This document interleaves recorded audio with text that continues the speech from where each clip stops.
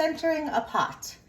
Another fancy word for basically meaning you know where your cooking tool is in respect to the eye or the circle on your stove.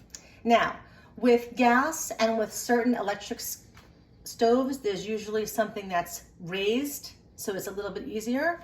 With a flat stove that has virtually no color, for those of us with low vision, it's really difficult to figure out where to put the pan, and it's really easy for pans and pots to get moved during cooking.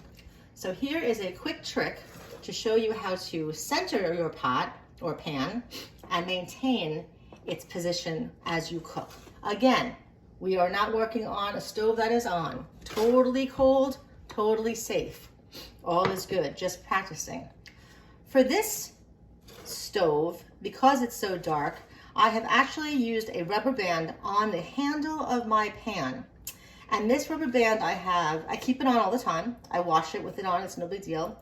But it lines up perfectly on the vertical or left side of the stove.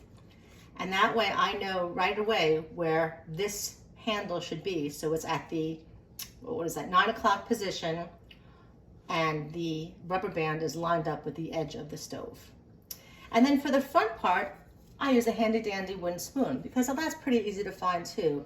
And typically, not for everything, but for typically, you can measure the distance between the edge of the pan and the eyelet, or the eye of the stone and the stove.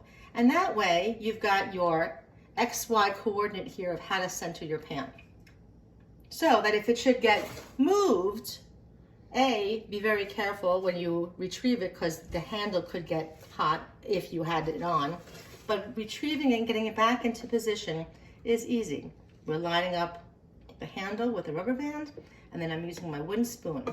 And I can use my wooden spoon on all sides. This will work on both sides of the stove.